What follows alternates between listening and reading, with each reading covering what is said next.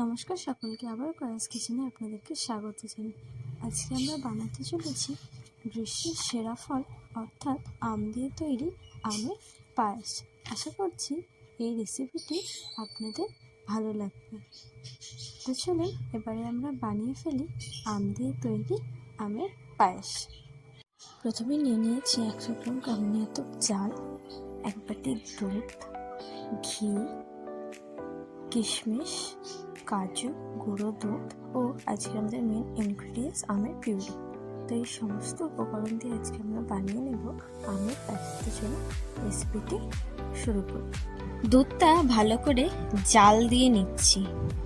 দুধটা ভালো করে জাল দিয়ে নেওয়ার পর একটু নেড়ে চেড়ে দুধটা হালকা ফুটে এলে তখন আমরা তাতে কামিনী আতপ চালকে ভালো করে ধুয়ে খুব অল্প পরিমাণ করে দুধের মধ্যে দিয়ে নেব, কারণ পুরো চালটা একসাথে দিতে গেলে দুধটা চারিদিকে ছিটকাবে। একটা হাতা বা স্পুনের সাহায্যে দিলে সেই দুধটা চারিদিকে ছিটকাবে না। তো চাল ও দুধ দুটো যতক্ষণে ফুটছে, অর্থাৎ চালটা যতক্ষণে সেদ্ধ হচ্ছে, চলুন ততক্ষণে আপনাদেরকে দেখিয়ে দিই আমরা আমের পিউরিটা কিভাবে বানিয়েছিলাম। দুটো আমকে ভালো করে ধুয়ে তার টুকরো টুকরো করে পিস করে নিয়ে আমরা মিক্সারের মধ্যে দিয়ে নিচ্ছি এবং মিক্সারে দিয়ে 20 থেকে 30 সেকেন্ড আমরা এটাকে ব্লেন্ড করে নেব। দেখুন আমাদের ব্লেন্ড হয়ে গেছে। আমাদের গ্যাসেতে কড়া বসিয়ে কড়াটি ভালো করে গরম করে নিতে হবে এবং সেই কড়ার মধ্যেই আমের পিউরি দিয়ে নিতে হবে।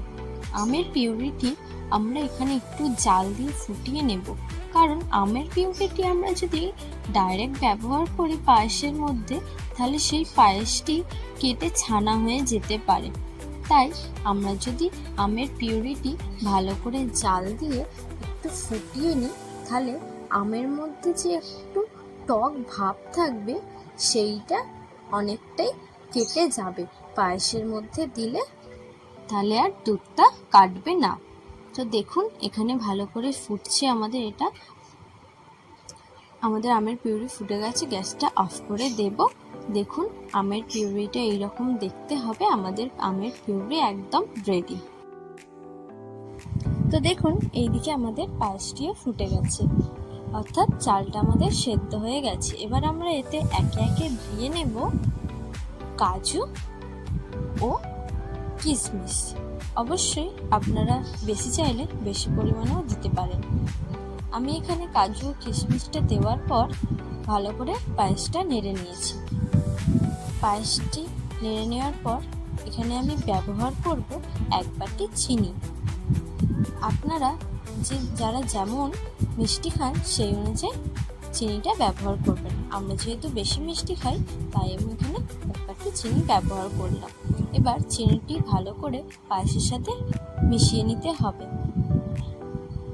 চিনিটি ভালো করে মিশে যাওয়া অবধি আপনাদেরকে বলে দিই, আমি এখানে কোনো এলাচ বা তেজপাতা ব্যবহার করিনি, কারণ এলাচ আর তেজপাতার একটা জোরালো গন্ধ থাকে। আমের পায়েসে যদি আমের গন্ধ পেতে চান, আমের স্বাদ পেতে চান, তাহলে এলাচ ও তেজপাতা স্কিপ করাটাই বেটার হবে।